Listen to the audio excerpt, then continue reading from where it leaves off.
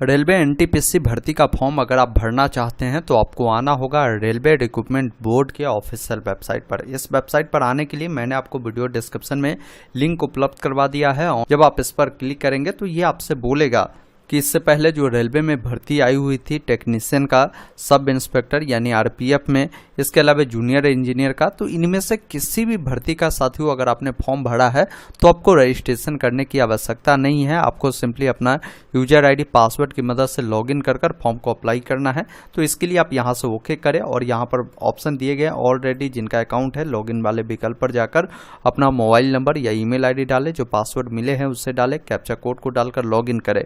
Password नहीं पता होगा तो फॉरगेट पासवर्ड पर भी आप क्लिक करेंगे। आपको अपना मोबाइल नंबर या ईमेल आईडी दोनों में से कोई एक एंटर करना है। जो भी आपका डेट ऑफ बर्थ है, कैलेंडर मिल जाता है, यहाँ से साल, यहाँ से महीना और डेट को चयन कर कैप्चा कोड को डालकर प्रोसीड करेंगे।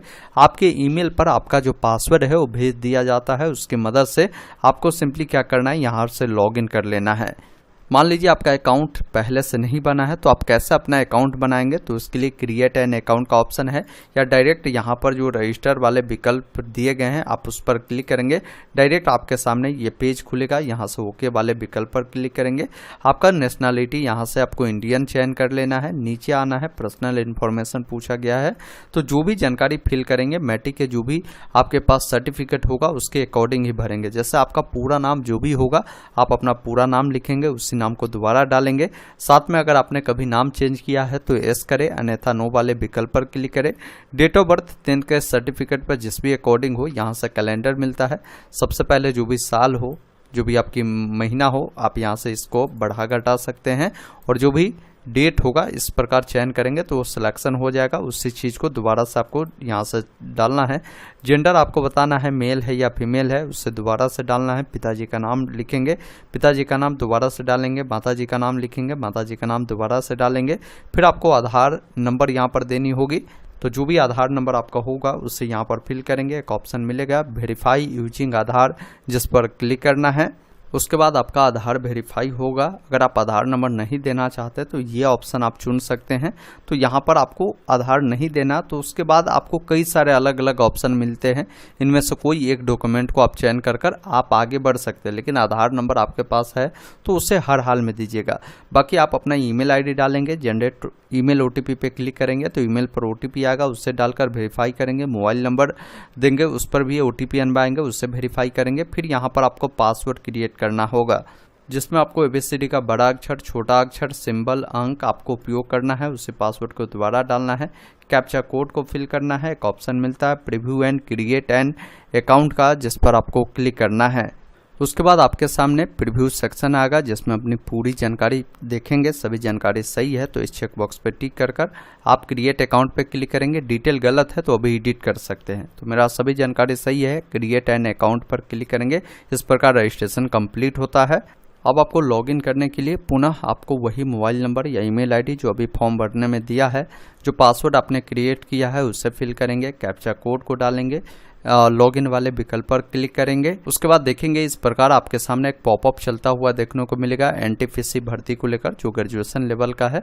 इसका जो भी डेडलाइन है आपको बताई गई है अप्लाई करने के लिए। नीचे में एक ऑप्शन मिलता है ऑनलाइन एप्लीकेशन का, जिसके सामने आपको क्लिक करना है। जितने भी भर्ती चलती होगी सबका यहाँ पर इन्फॉर्मेशन मिलेगा। तो अभी मैं एनटीपीसी भर्ती के बारे में बता रहा हूँ, तो इसका डेडलाइन आपको यहाँ पर बताए गए हैं।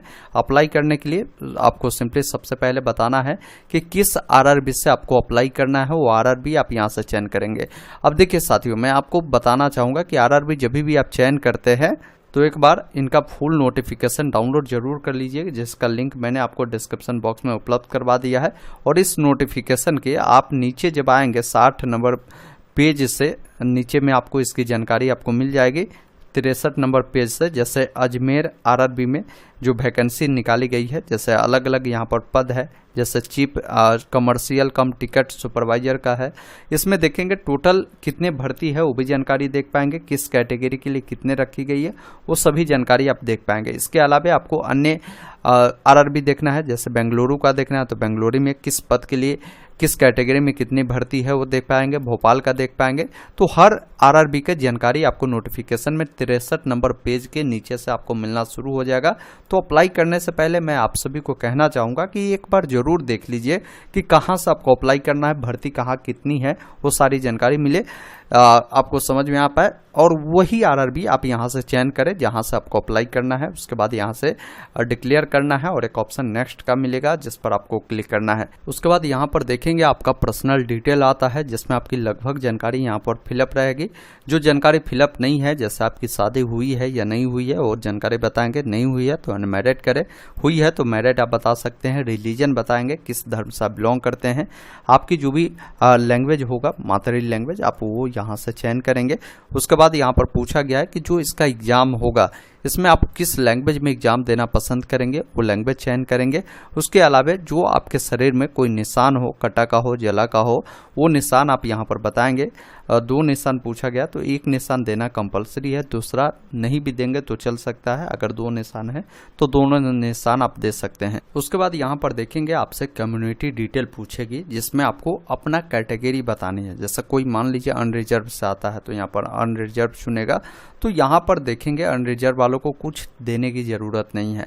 वही अगर कोई मान लीजिए एससी कैटेगरी से बिलोंग करता है तो यहाँ पर एससी चुनेगा, तो आपको क्या है कि आपको अपना कास्ट का नाम, जो भी आपने एससी सर्टिफिकेट बनाया है वो देंगे। आपने ये सर्टिफिकेट कहाँ से बनाया है वो अथॉरिटी का नाम आप यहाँ से चयन करेंगे। इसके अलावा किस स्टेट से इशू हुआ है वो बताएंगे, कब इशू हुआ है वो डेट बताएंगे, और साथ में आपको जो रेलवे का ये पास मिलता है वो अगर आपको चाहिए तो आप एस करेंगे। फिर आपको अपना नियरेस्ट जो भी रेलवे स्टेशन है वो बताना है, और आपका जो भी कास्ट सर्टिफिकेट है वो आपको अपलोड करनी है। वही कोई मान लीजिए ओबीसी वाले हैं या ईडब्ल्यूएस वाले हैं, तो जब आप इससे चुनेंगे, जैसे मैंने ओबीसी चुना, तो बोलेगा कि आप एनसीएल से बिलोंग करते हैं। ओबीसी एनसीएल में वो कैंडिडेट आता है जिनकी पारिवारिक आय 8 लाख रुपए से कम होती है, तो आप एनसीएल के तहत आते हैं, आप यहाँ से यस करेंगे। अगर इससे अधिक है तो आप यहाँ पर नो करेंगे। अब एनसीएल से बिलोंग करेंगे तो एनसीएल सर्टिफिकेट आपका सेंट्रल लेवल का बना होना जरूरी है, ये ध्यान रखिएगा। तो जो भी सर्टिफिकेट आपने बनाया है वो सर्टिफिकेट नंबर, साथ में अथॉरिटी का नाम, कहाँ से बना है, कब बना है, वो डेट आप यहाँ से चयन करेंगे। वही कोई ईडब्ल्यूएस वाले होंगे तो ईडब्ल्यूएस चुनेंगे, तो आपको भी ईडब्ल्यूएस सर्टिफिकेट सेंट्रल लेवल का ही होनी चाहिए, और वही जानकारी आप यहाँ से फिल आउट कीजिएगा, ये ध्यान रखिएगा, अन्यथा फॉर्म आगे चलकर आपकी मिस्टेक हो जाएगी, फिर आपको दिक्कत हो जाएगा। तो इस प्रकार ये जानकारी आपको फिल करना है। नीचे जब आप आएंगे तो यहाँ पर आपका पोस्टल एड्रेस पूछा गया, जिसमें आपको प्रेजेंट एड्रेस पूछा गया कि अभी आप किस राज्य में रहते हैं, किस जिले में आप रहते हैं, साथ में आपका प्रॉपर एड्रेस किस अकॉर्डिंग है, जिस भी अकॉर्डिंग हो यहाँ लिखिएगा। विलेज, टाउन या सिटी का नाम लिखिएगा, पिन कोड डालिएगा। अगर आपका प्रेजेंट परमानेंट दोनों सेम है तो इस चेक बॉक्स पर टिक कीजिएगा। अलग अलग है तो अलग अलग जानकारी को फिल करना है। उसके बाद सेव एंड नेक्स्ट वाले विकल्प पर क्लिक करना है। उसके बाद आप अगले स्टेप में आते हैं जिसमें आपकी जो है कैटेगरी डिटेल में पूछेगा कि अगर आप एक्स सर्विसमैन है तो यहाँ पर एसनो में उसकी जानकारी देंगे। अगर आप दिव्यांग है तो उसके बारे में एसनो में जानकारी देंगे। नीचे आएंगे तो आपसे पूछेगा कि अगर आपको स्क्राइब चाहिए तो आप बता सकते हैं, अन्यथा नो वाले विकल्प पर क्लिक करेंगे।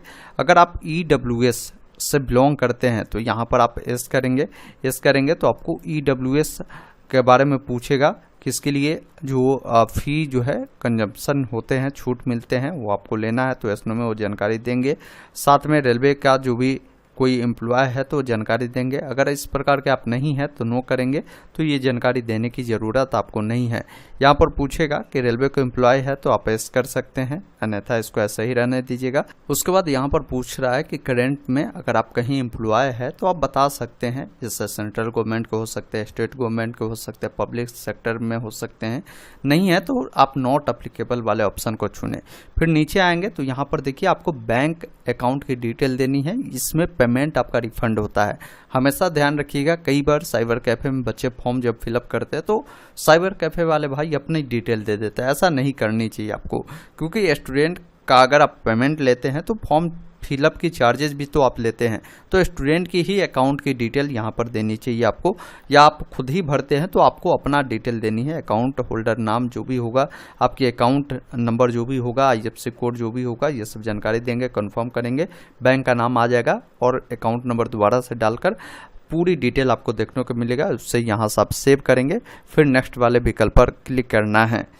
उसके बाद आप अगले स्टेप में आते हैं जिसमें आपको एजुकेशनल डिटेल देनी है, जिसमें आपने जो पूर्व में अगर फॉर्म भरे होंगे तो वो जानकारी आपको देखने को मिलता है। तो यहाँ पर वो जानकारी ऐड करेंगे, जैसे आपने मैट्रिक पास किया है तो मैट्रिक किस स्टेट से पास किया है, किस जिले से आपने पढ़ाई किया था, साथ में बोर्ड का नाम बताएंगे, कब आपका रिजल्ट डिक्लेयर हुआ था और क्या रोल नंबर आपका है उससे डालकर आपके जो भी मैट्रिकुलेशन के जो आपके सर्टिफिकेट होंगे आप उससे अपलोड कर सकते हैं, या मार्कशीट जो होंगे उससे आप यहां से अपलोड करेंगे। इस प्रकार आपकी मैट्रिक की जानकारी ऐड होगी। फिर इसी अकॉर्डिंग आपकी जो बैचलर डिग्री होगी उसकी जानकारी ऐड करनी है। आप इस पर क्लिक करेंगे, जिसमें क्वालिफिकेशन में बैचलर डिग्री चयन करेंगे, डिसिप्लिन में आपको बैचलर डिग्री चुनना है। आपका सब स्ट्रीम जो भी होगा आप यहाँ पर बताएंगे, साथ में किस स्टेट से आपने इसे पढ़ाई किया था वो स्टेट बताएंगे, किस जिले से आपने पढ़ाई किया था वो आप बताएंगे, इंस्टीट्यूट का जो भी नाम होगा या यूनिवर्सिटी का जो नाम होगा वो बताएंगे, और आपका रिजल्ट कब डिक्लेयर हुआ है वो जानकारी आप यहाँ से कैलेंडर की मदद से आप साल को चेंज कर महीना को चेंज कर इस प्रकार चयन करेंगे। साथ में इसमें पूछ रहा है कि आपके पास अगर हिंदी इंग्लिश टाइपिंग का नॉलेज है तो आप यहाँ पर बता सकते हैं, इसका प्रेफरेंस दे सकते हैं, यस कर सकते हैं, अगर नहीं देना तो नो कर सकते हैं। और उसके बाद यहाँ से इसको पहले अपलोड करिए, जिसके लिए साइज बोला जा रहा है कि 500 KB में PDF फॉर्मेट में होगा। यहाँ से सेलेक्ट करेंगे, इस प्रकार सक्सेसफुली अपलोड होगा। उसके बाद क्या करेंगे, और भी डिटेल आपको ऐड करना है तो ऐड वाले विकल्प पर क्लिक करेंगे। इस प्रकार आपका जो डिटेल है वो ऐड होता है। फिर यहाँ पर आपका और भी क्वालिफिकेशन होगा तो यहाँ पर ऐड करने का ऑप्शन मिलेगा, आप ऐड कर सकते हैं। उसके बाद एक ऑप्शन मिलेगा नेक्स्ट का, जिस पर आपको क्लिक करना है, जिसमें आपको फोटोग्राफ अपलोड करना है। फोटोग्राफ के बारे में इन्होंने बताया है कि फोटोग्राफ आपका हाल का होना चाहिए, कलरफुल फोटोग्राफ होनी चाहिए। फोटोग्राफ का जो बैकग्राउंड होगा वो वाइट होनी चाहिए। 6 महीने से ज़्यादा पुराने फोटोग्राफ आप नहीं लगाएंगे। उसका साइज ये ध्यान रखिएगा। और बाकी फॉर्मेट जेपीजी फॉर्मेट में होगा, 30 से 70 KB के बीच होगा। फोटो जब भी क्लिक करें तो किसी भी प्रकार के चश्मा, ग्लास यानी टोपी ये सब भी आपको नहीं लगाना है। तो यहाँ से कुछ इन्होंने सिंपल भी बताया है। जब इस पर क्लिक करेंगे तो इस प्रकार का फ़ोटो ये एक्सेप्ट नहीं करेंगे। इस प्रकार का फ़ोटो आपका एक्सेप्टेबल रहेगा, वो देख लेंगे। फोटोग्राफ को यहाँ से आपको अपलोड करना है। फिर नीचे आना है, सिग्नेचर जो भी होगा उससे अपलोड करना है। उसका भी गाइडलाइन दिए गए कि वाइट पेपर पर आपको ब्लू या ब्लैक इंक पेन से जो है सिग्नेचर करनी है। साइज 30 से 70 KB रखना है। उसके बाद एक ऑप्शन मिलेगा सेव का, सेव करेंगे। फिर नेक्स्ट वाले विकल्प पर क्लिक करेंगे।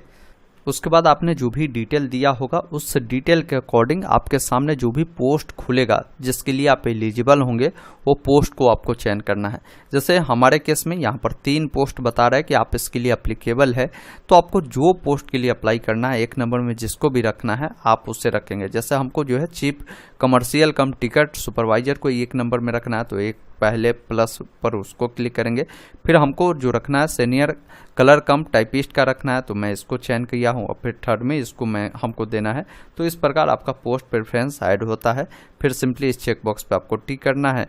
नीचे आपको आना है, यहाँ पर पहले से लिखना है जहाँ से फॉर्म भरते हैं। उसके बाद इससे सेव करेंगे और एक ऑप्शन मिलता है प्रीव्यू एप्लीकेशन का, जिस पर क्लिक करना है। अब जैसे ही प्रीव्यू पे क्लिक करेंगे आपकी तमाम जानकारी यहाँ पर देखने को मिलता है। सभी जानकारी आपका सही है तो यहाँ से सबमिट करें। कोई जानकारी गलत है तो आप यहाँ से चेक बॉक्स पे टिक कर उसे एडिट भी कर सकते हैं। मेरा सभी जानकारी सही है, चेक बॉक्स पे टिक कर सबमिट वाले विकल्प पर क्लिक करेंगे। अब आपको पेमेंट करने के लिए बोलेगा, आप यहाँ से सबमिट करेंगे। जैसे ही सबमिट करेंगे तो आपका जो भी पेमेंट लगेगा वो पेमेंट दिखाएगा। पेमेंट करने के लिए पे विथ रोजर पे का जो ऑप्शन मिलता है जिस पर आपको क्लिक करना है। अब पेमेंट के गेटवे आपको खुलेगा, पेमेंट आप किस माध्यम से करना चाहते हैं। तो चलिए हम UPI से करना है तो UPI को चुना है। अब QR कोड को हम चाहते हैं स्कैन कर करना, तो आप उस पर क्लिक कर कंटिन्यू करेंगे। आपके सामने QR कोड जनरेट होगा, इसको किसी भी UPI ऐप से स्कैन कर पेमेंट को करेंगे। पेमेंट पूरा होने के बाद थोड़ा सा वेट करेंगे।